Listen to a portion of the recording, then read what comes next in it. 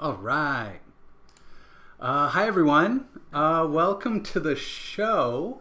There should be a little delay here, but if you wouldn't mind giving me a little thumbs up, make sure my video is working, make sure my sound is working, and we should be good to go. How's everybody doing tonight? Let me know in the chat if you're here. I feel like it's been a bit of a funny couple weeks. I did take last week off, got a nice rest, was able to take some naps and just kind of relax for a little bit. I think everyone's just kind of dealing with now that things are a little heavy. I feel like everyone just kind of has their own sort of life going on. All things considered with me, everything's good, everything's fine. We're working, we're in good shape. I've got my dog to keep me company. We'll see if she comes in, pays us a little visit this time.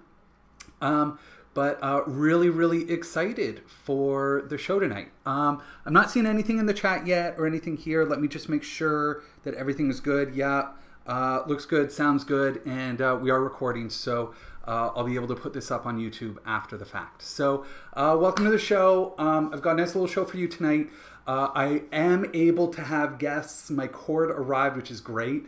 Now I'm just logistical situation of booking guests. So I'm pretty confident that we're going to have someone next week.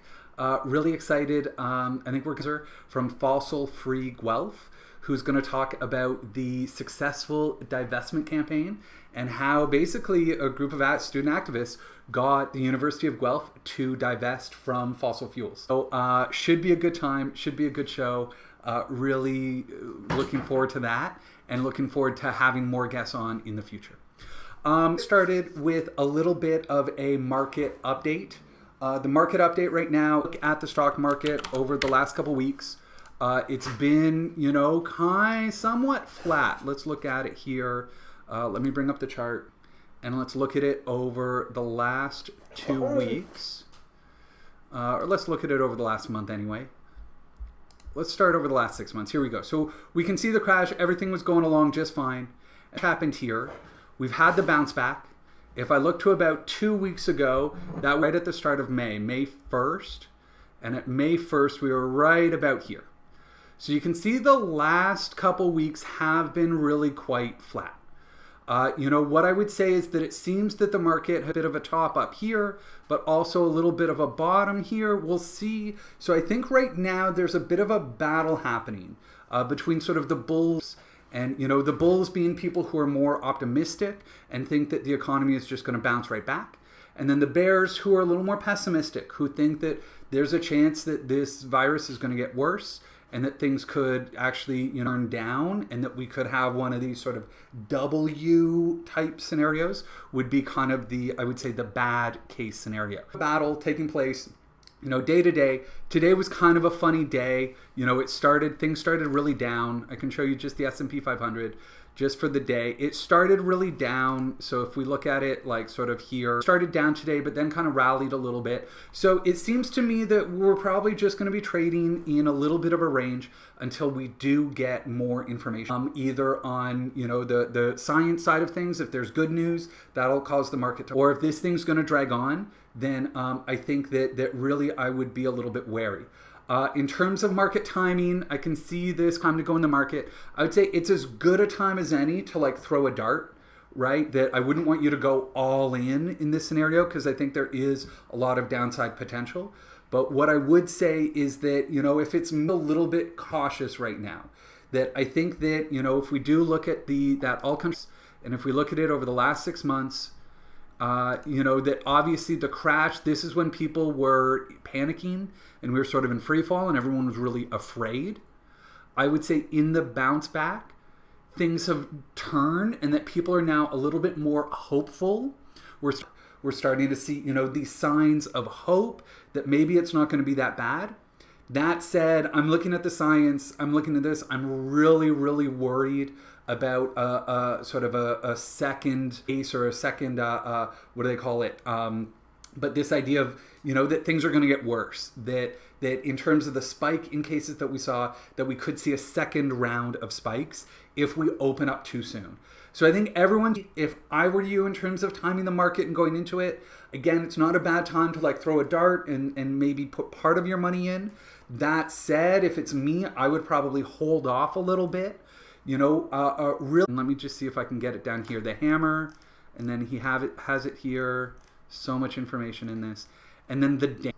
And really, how does this dance works? Turns around something called the R score or R naught. This is going to be the rate of really how the disease is spreading.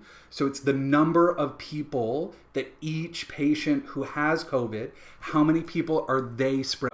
If it's below 1, right, then this is where, each person is in fact one person. We can start to see the decline there. So really what's going to happen is we're going to need to get, this score, keep it below R equals 1 for as long as possible. What I'm seeing here in Ontario, this R score, this R naught 1 about 0.9, although that does include long-term care facilities where, that is sort of its own little ecosystem there. So if we sort of take that data out, it might be a little bit lower. But really the idea here would be what are some actions that we can do to be able to keep the R score below 1.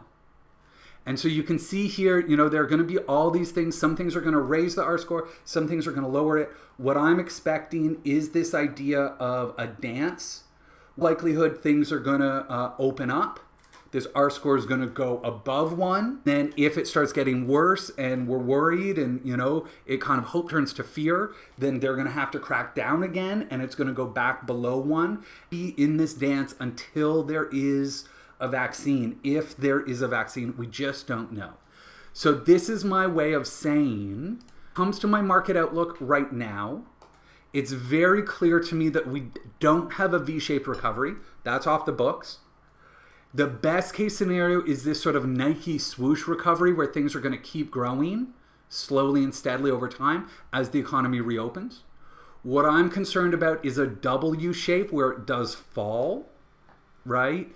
And that if things get worse, then the stock market would fall again, and then it would take even longer for it to come back up. So I'm still in this period of kind of very certain in my uncertainty. I don't know, like in the short term, things are going to be sort of, up and down, kind of in a range, and then we're going to wait to see more information.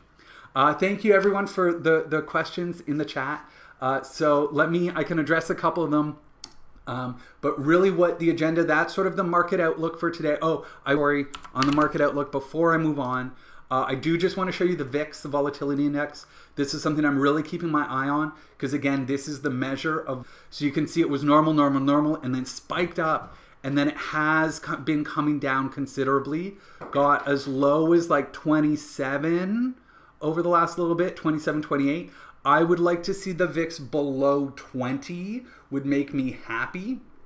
If it gets down below 20, we'll see. I don't think we're out of the woods yet. I still think it's gonna a little bit more time before we are ready to get there. Sid, welcome to the show. Thanks for saying hi. Great to see you on here. So, just going to go through this right now. It was a good week for me. Sold all my VGrow and bought the iShares ESG. Yes, Tony. I'm so happy. That makes me really happy. It's super cool that those exist.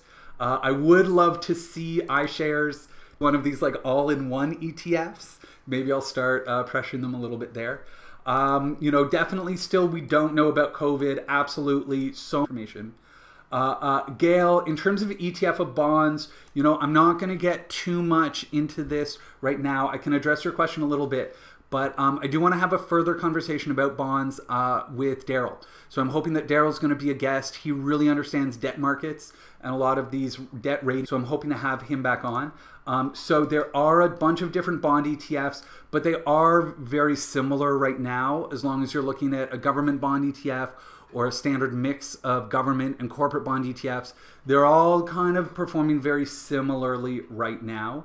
Why do we choose to do? But most of our equity is in US world. So when it comes to bonds, we want as low risk as possible, right? So we really want to keep our risk low. That's why it's the turtle in the race. So anytime we introduce foreign bonds, we're introducing currency risk into the market. And so that currency risk could wipe out, whatever little measly interest rates we're getting right now. Interest rates are so low, right? You could have a movement in the exchange rate, and all of a sudden that's going to sort of sideswipe your returns and cause a much different return. Now, it might be better, it might be worse. It's always a coin when it comes to that currency risk, in my mind.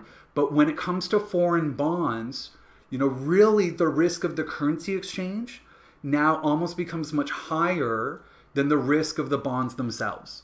And since our bonds are kind of just a hurdle in the race, we want to eliminate as much risk as possible. And so that's why we typically do just Canadian bonds.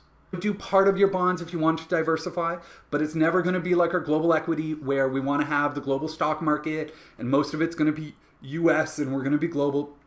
When it comes to bonds, really you want the currency that you plan to retire. So I think for most of us, that's going to be Canadian dollars, which is why we do Canadian. Anyway, hopefully that covers it. Oh, I can just speak to the oil price very quickly. You can see the oil price drop down and then has come back up. It was when it went negative. If you want to check out my video on WTF happened to oil prices, maybe I can throw up a little link to that later.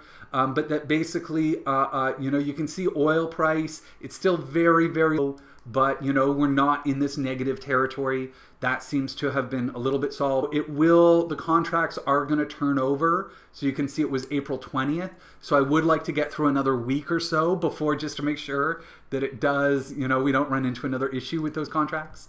When we look at the Canadian Select, so this is here in Canada, you can see that the price has acted nicely, that it was sitting under 10 bucks for a while. We're now sitting at 23 bucks, which means there's not a huge difference between West Texas Intermediate and Western Canadian Select, which is actually a really good Alberta. So we'll see where this goes. Obviously, this has a huge impact on the, so I do want to keep an eye on this. Canadian dollar has lost value. I know it's gotten weaker. So in that case, had you owned global bonds, you would have done better. However, if the Canadian dollar does get stronger, then we're in trouble there. Wilson, thank you for posting the WTF happened to oil prices. You can check that out.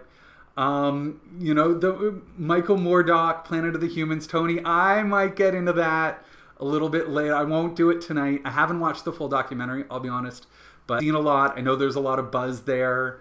It is sparking lots of debate for good or bad. I do have an opinion on it, but I figure I should probably watch it first. Haven't had the chance yet, but I'll check it out. You say on Netflix. Is it on Netflix? I think it's on YouTube. Anywho, I'll check that out. What I have prepared for you today is a little bit of a primer on Impact Investing 101. So my hope is through my slide deck. And if we can just kind of go through this, there's been so much interest in impact investments.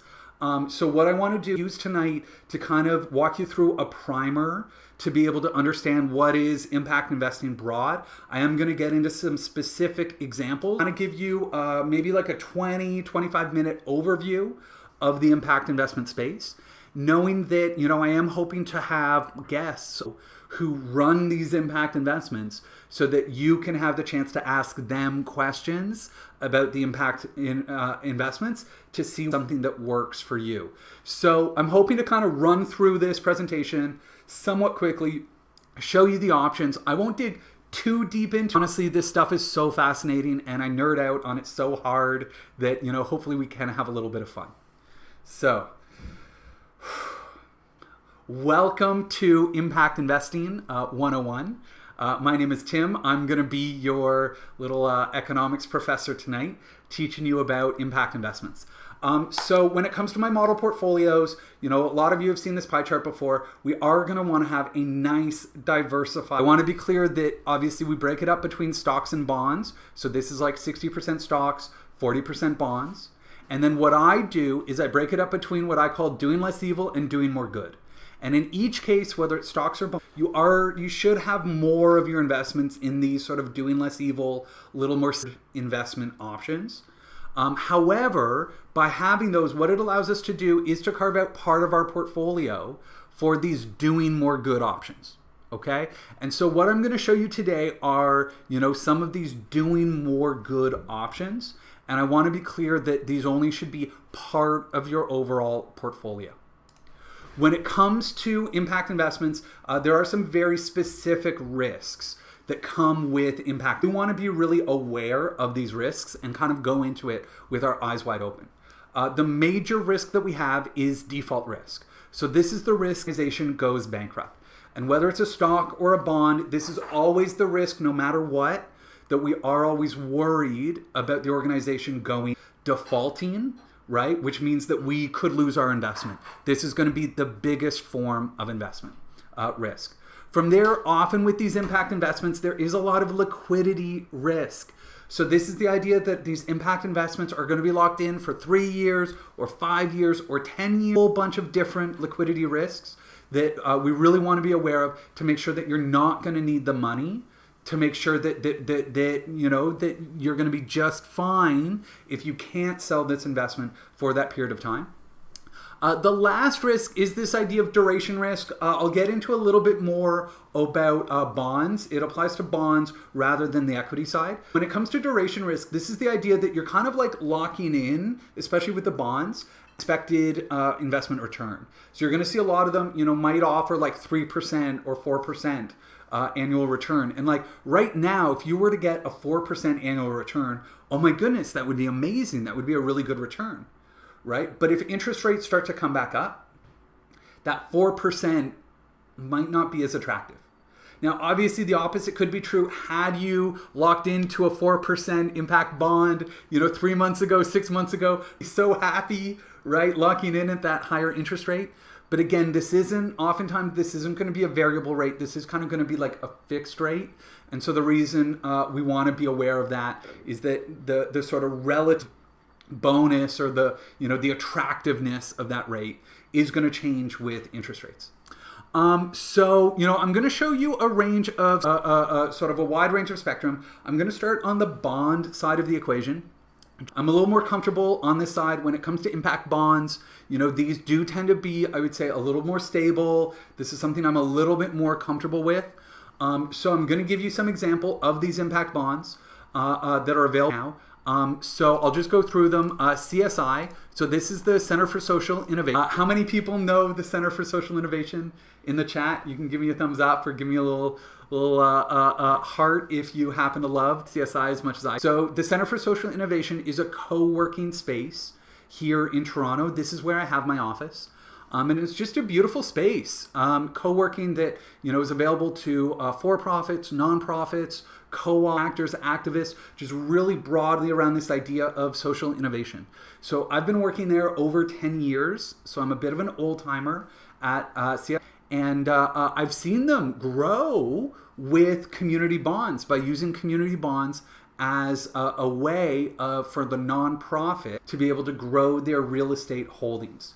So you can see here, CSI Infinity Bond, right? Like they are OG, you know, the original gangsters when it comes to community bonds in 2010 as a means to turn a nonprofit social capital into financial capital, right? They used this community bond. They raised $2 million to purchase their first building, CSI Annex. So this is on Bathurst Street, just south of Bloor. I think a lot of people there. It's a gorgeous space.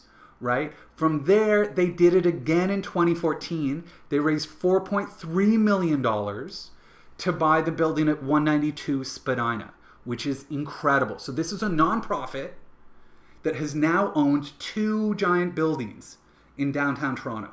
And the only way a nonprofit can do that is by issuing community. Really, really cool there. You can see here, CSI has never missed an interest payment, which is fantastic to see that type of consistency when it comes to the interest payment. What they're doing is they have a new offering. So you can see here, they've got the 2020 community bond, right? What they've done is they've shortened it to 3 years. I would say most amounts, you know, we would be looking at this $1,000 minimum, right? You're locked in for 3 years and you're earning 3% per year. What's cool about this is that it does compound. So right now with my old community bond, I am a bondholder.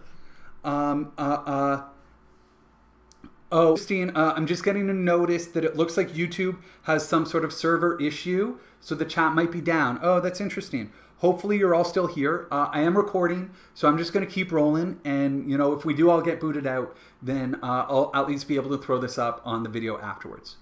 So you can see here, you know, $1,000 minimum. Oops. Really what we want is this interest compounding annually. The bond that I own right now, they pay it every 6 months. So I get like a tiny little bit of interest in my bank account every 6 months.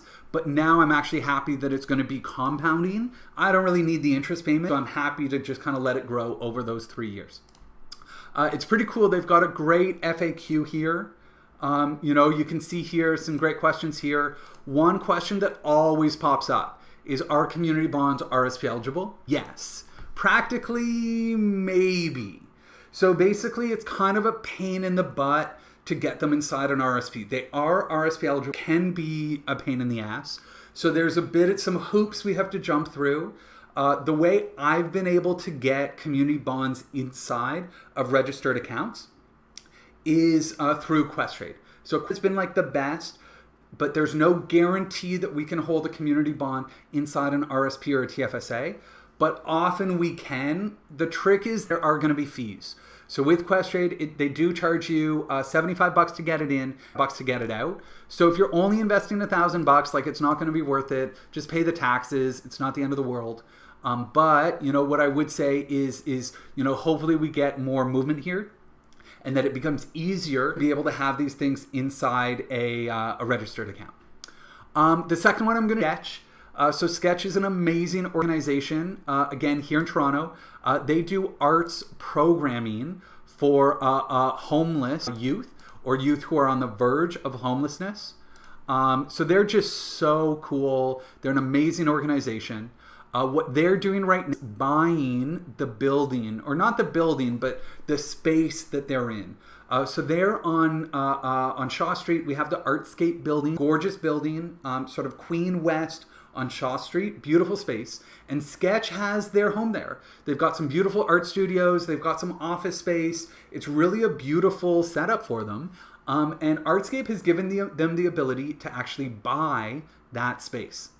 So to be able to buy that space, you can see here they've already sold about $260K worth. They've had pledged about $700K worth of bonds. So there's still about $440K left that they are selling. Here, the different series, I would probably nudge you towards this series D. You know, $1,000 minimum, 3-year return, 3% per year in terms as CSI. Now, when it comes to both CSI and Sketch, you know, this is like real estate in Toronto. I don't know how well people are, you know, in terms of COVID, how they're responding to how they're going to be able to hang on through this. So, you know, this is why I'd really have them on the show to be able to see how they're doing in this new COVID environment, you know, and what it's going to take for them to be able to open up their space in a safe manner to ensure, you know, they are still using the space. And that they are still earning, obviously, to be able to pay back us bondholders. From there, the last sort of community bond I've got for you that's available right now is Solar Share. So Solar Share is a nonprofit here in Ontario. The first two, CSI and Sketch, are available to Canadian residents across Canada. Solar Share is only available to Ontario residents. And there are a number of these renewable energy co-ops that are amazing and that are sort of all over the place. So there's one in Ottawa, OREC, Ottawa Renewable Co-op. There's CED Co-op in Kitchener-Waterloo. I know there are co-ops in basically all over the country. And so this is the one that I'm most familiar with because they are here in Toronto and I do own a Solar Share bond. The way they work is they own all these different solar projects. Manufacturing and distribution of something like 90% of the world's swimming pool noodles. So you know what I'm talking about when you hit each other in a pool party. So they're made here. This is the roof of the facility. You can see really nice, bright, flat roof. You know, great for solar panels. So what's kind of cool is that you can get a shot. We can look at it actually live, I think. Yeah, monitor this project in real time. So now it is getting a little bit late. So too much solar, down to 2%. But you can see in the last 30 days, it's generated 82,000 kilowatt hours and worth about $44,000. So cool. So, you know, they've got a bunch of these projects. The way it works here is you do buy a bond. Oh, do they have the terms? Yeah, it's just got to load here. So you can see here, 5-year term, 4% per year, and $1,000. Doing more good bonds, and really trying to still earn a rate of return in a very stable manner. But we're also doing a lot of world. Just seeing here, wondering if there's anything I can do in terms of refreshing the chat, anything like that that might be helpful. Let me try and just see if there is anything I can do here. Oh, it is there, and I just want to see the chat. Nope, I'm not seeing anything here. To be loading a lot. So I'm a little bit pessimistic that people can actually hear me right. Live chat is unavailable is what it's telling me. And let me just see here. Yeah, so this problem.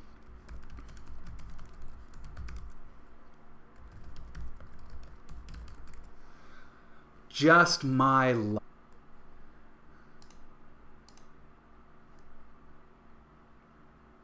All right. Well, let me keep moving. We are recording. We can cut this out. Okay, I'm still up, so let's keep it rolling, and I'll see what I can do.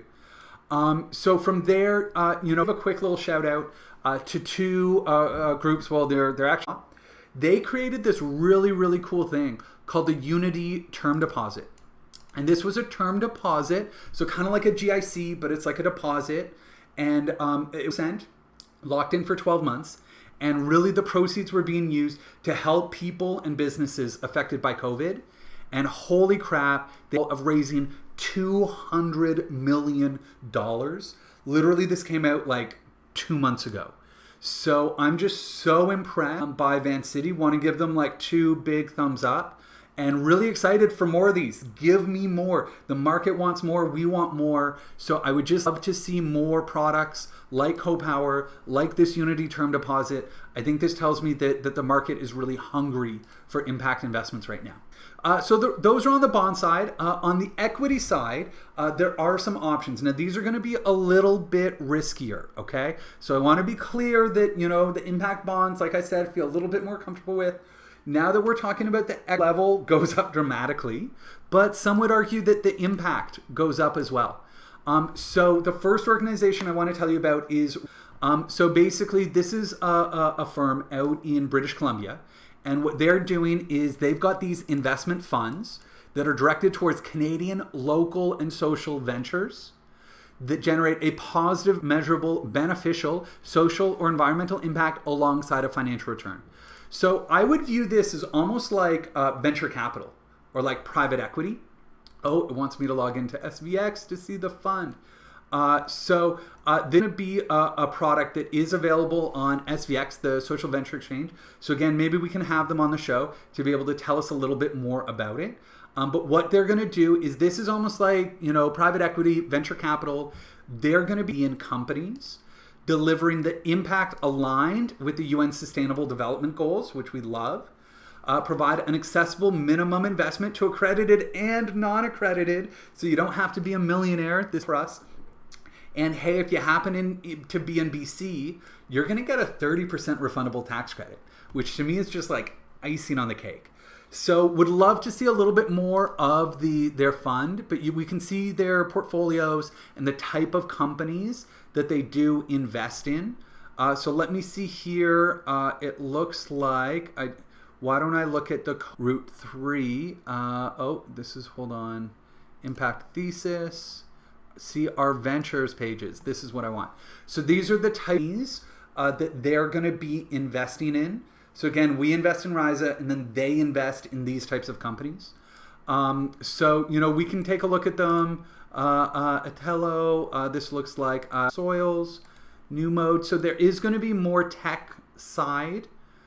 We could go through these companies, the Hangar, a climbing ladder, right? Rona, that's kind of interesting. So we can see here, here we go. So this is a cloud-based software solution, right? So more on the tech side. We can see here, this is going to be Salish soils. So, what they're doing is natural materials and premium organic soils. Super cool. And why don't we look at Terra Mera as well? So you can see here, doing is making organic food and sustainable farming cheaper, more productive, and abundant, which I love this type of organization. So you can see here, this is a small little sample. I really like this because this is like a fund that we can invest in this and sort of get this nice diversified exposure. If you wanted to pick and choose your initiatives, there is a really a thing called Front Funder. So Front Funder, this is equity-based. So this is going to allow us to look at specific companies that we do want to invest in. Now, some of them are going to be social purpose. Some I kind of leave it up to you to decide in terms of the impact. But you can see here, we've got esports. This is going to be plant-based protein power here. So you can see protein alternative. Digital asset fund, real estate investing made simple. Interesting things here. Some of them are going to be more, here's a Halal mortgage fund. This is super cool. So this is, it's basically rather than debt in units. So this would be available to Halal investors, which is super cool. This stuff is going to be very risky. So if we look at, for example, this are raising $750K. The minimum investment is only $250, which is fantastic. These are shares. They're at the startup stage. And so this is like venture capital. Really, that's what this is. So when it comes to VC, there's a lot of risk. Really, I would want to look at this valuation. Is the company worth 50K? I would want to do a little digging. I'd kind of want to channel my inner Kevin O'Leary and pretend I'm on Dragon's Den or Shark's Tank. Is the valuation really worth it? I think would be an interesting question. So this gives you a sense of the equity types of investments. As a capital, Front Funder, really there's going to be some sort of cool options there. There are other options. I'll give a great shout out. I love them, which is the Fair Finance Fund. I just can't get enough of this. I'm so interested in sustainable food systems. So Fair Finance Fund, this is only available to Ontario residents. But this is basically a fund that supports local food systems here in Ontario. So these are going to be loans to entrepreneurs, social enterprises, and low interest loans to support sustainable food systems locally. Here, the minimum investment is $5K. We're locked in for 5 years. Unfortunately, the interest rate is only 2%, so this would be at the low end of the spectrum. But honestly, the impact of this, sort of the warm fuzzies that certainly this would give me to know that I am investing in local food systems is worth so much that to me right here is like 2% plus the warm fuzzies. So, really this gives you a range of options. I am hoping that we will be able to have some of the folks from these organizations on the show so that you can ask questions and that we can dig into them. I would love to do that. But really, I want to wrap up here by saying, when it comes to impact investing, really the path forward, what I would suggest is carve out part of your portfolio for impact. It shouldn't be a huge percentage. Really, be deliberate about what percentage of your money you are willing to put at probably a little bit to be able to have this positive impact. I really want you to understand the risks. Don't go into this sort of willy-nilly, right? You want to do your homework. You want to do your due diligence. I can help you really understand the risks if you're struggling, but you want to look at, we talked about the default risk. What happens, could they go bankrupt? The liquidity risk, are you locked in? And the duration risk, which is understanding that there might be some better opportunities that do. From there, really what I would suggest to first-time sort of impact investors is take a small step. That don't feel like you need to do a huge percent. You don't need to do 10%. You can do a much smaller amount, but just do it. Make some kind of impact investment. And, chances are you're going to keep learning. You do it the first time, you learn comfortable. You can start to invest a little bit more. You can start to look at other organizations, and you can really build this into a meaningful part of your investment portfolio. So that's my little impact investing 101. Hopefully you've learned something from this. Again, this is meant to be just like the baseline information so that in future weeks we can dive deeper into this topic. But I did want to kind of have this primer so that in future weeks, if we are digging deeper, that I can kind of refer back to this so that we're all on the same page in terms of what impact investing really means. Let me try to see if I can solve the chat situation. I was really hoping for some questions here, and I'm just not seeing it. Let me see here. Pop out the chat. This is not working. It would seem to here we've got this, but no new questions or comments here. So it does feel like the chat is broken. I'm so sad. I'm wondering if it would be helpful for me just simply to refresh this page. I'm gonna try it. Bear with me. Let's see if this helps.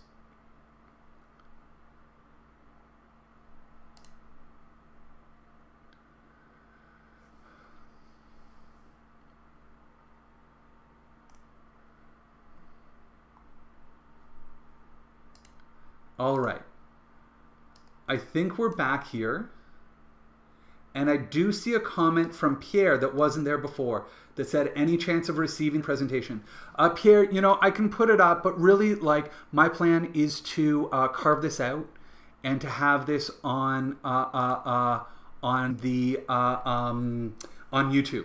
So you can have the presentation, but this should live to. I think this might have fixed the chat. Are we back with the chat? Oh, this makes me so happy. It looks like we're back here. So Kelly, yes, please let Daryl strategies. Yes. Gail, okay, thank you. And Mark, thank you for your chats. Yes, it worked. Sometimes we just need to turn it off and turn it back.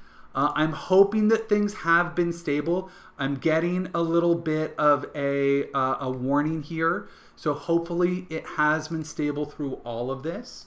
But if we are back up, I'm happy to answer any questions that people have had. And if it's ideally about impact investing, but really about anything, I'm happy to open it up. We can really, chat about anything you want. We do have some time here. Hopefully we didn't lose too many people with that little YouTube outage.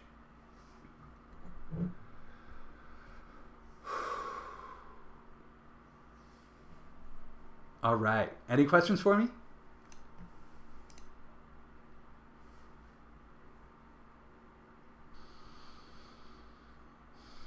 If we don't have any questions, that's fine. I'm happy keeping this one sort of short and sweet. Hope you out of my market outlook just to get a feel for sort of where things are at right now and the sort of the dance that we're in. And then hopefully that little primer has been good.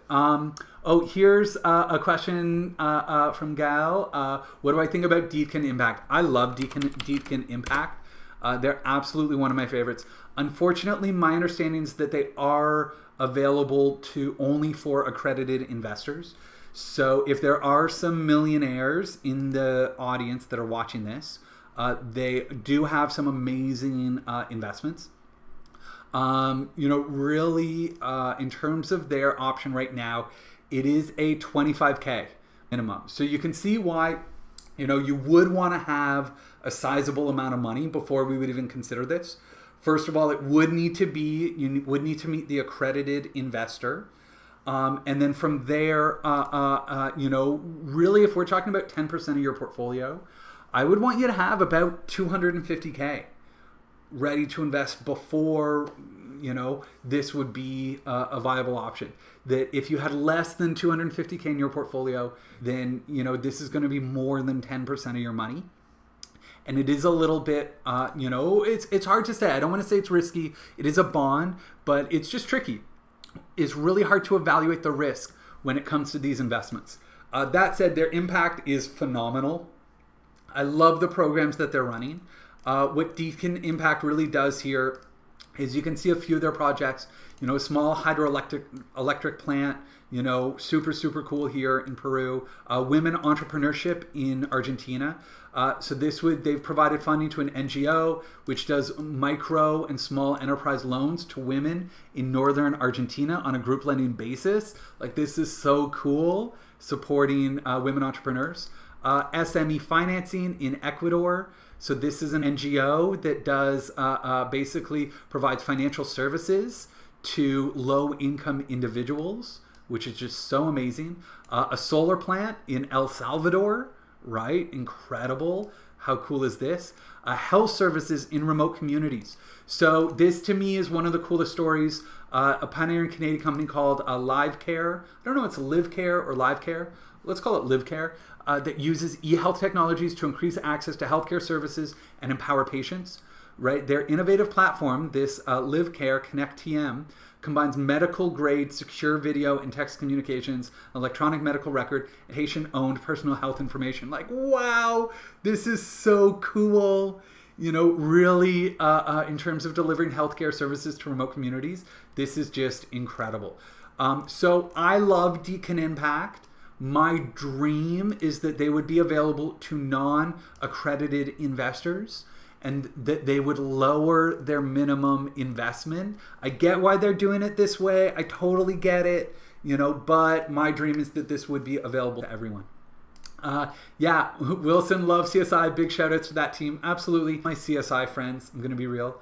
Wasn't able to buy CoPower bonds before they sold out. Any other similar options for Quebec residents? So unfortunately, no. You know, for Quebec residents, you would be able to access the things that are national. So that's going to be like CSI is national, although they're in Toronto. National, although they're in Toronto, right? Risa Capital, I believe, is national, although you get the tax credit if you're in BC. You know, unfortunately, there was an organization, Brick, that was doing some social housing community bond, but I spoke to them a little while ago and it just wasn't viable. Basically, Montreal real estate prices just went up too high, such that their model just wasn't viable anymore.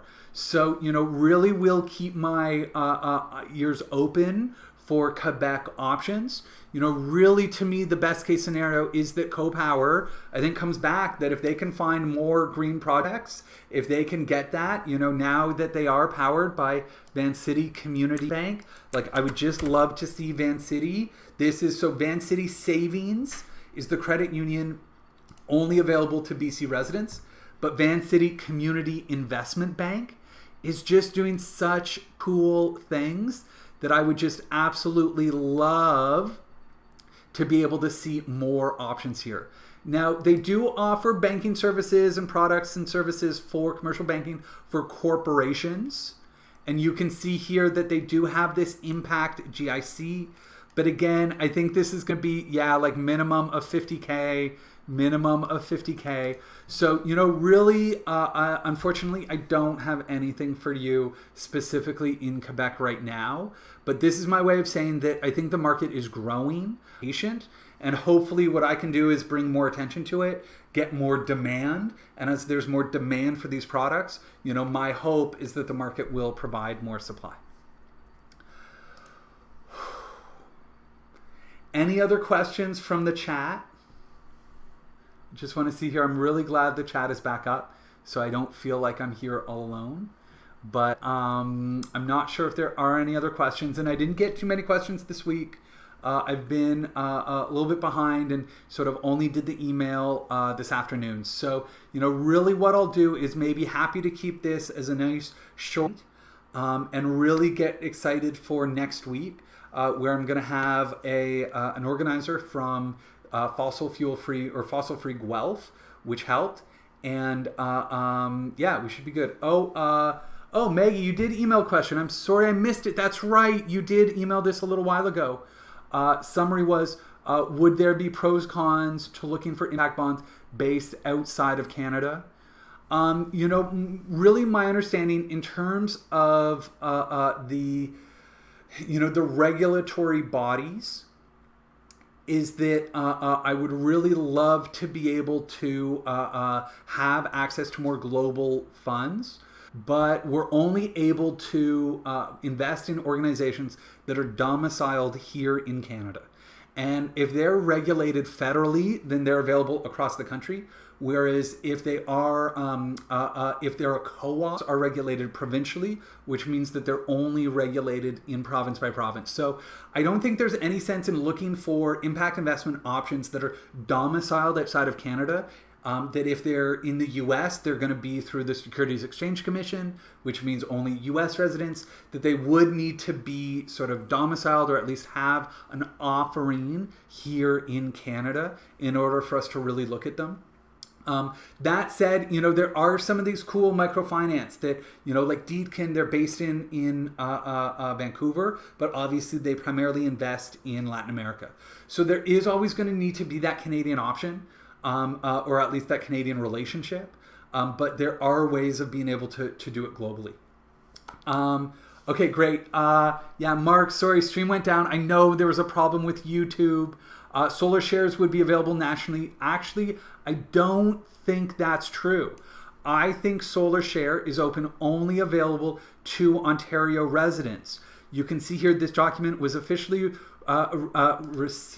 received, I'm assuming, by the Financial Service Regulatory Authority of Ontario. So my understanding is that because they're a co-op, what we wanted, they are a co-op, which means that they are Ontario, only Ontario residents can become members, which means that sadly, only Ontario residents can buy Solar Share bonds. So when it comes to these co-ops, you would need a Quebec co-op or you would need a BC co-op.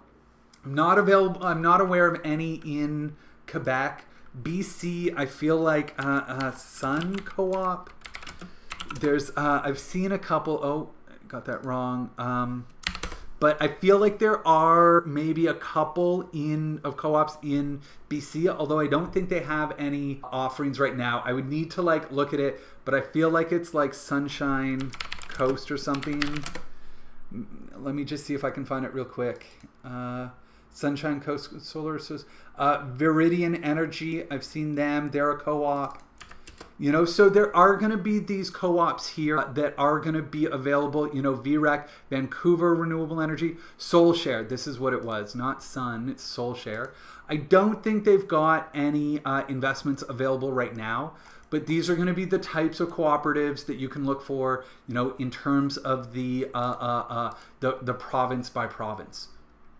Yeah, it's really interesting, the regulatory bodies here. But I don't think there is any. Oh, look at this. Our response to Michael Moore's film, Planet of the Humans. Maybe I should do a response. We'll see. I don't know if it's going to be worth it. I don't know. Should I watch the film? I'm going to be angry the entire time watching this movie. So let me see how my mental health is doing. Anyway, let's close it up there for tonight. Gail, thanks for doing these sessions. It's my pleasure. Thanks so much for showing up. Honestly, people who come and ask questions and who watch this, so thankful for you to kind of, come along for this ride with me. Hopefully you're learning something. Hopefully we can build a little bit of a community of people who are doing this. If you can, support my YouTube channel, just by liking the video, commenting. Obviously there's the chat here, but if there's a video that you like that you watch after the fact, throw a like in there, throw a comment. You can click the little bell for notifications. That way you'll get the notification live. I am planning to continue doing these Thursdays at 7 p.m., although I will take the odd week off. And thank you so much for watching. It means the world to me, and I hope everybody has a wonderful week.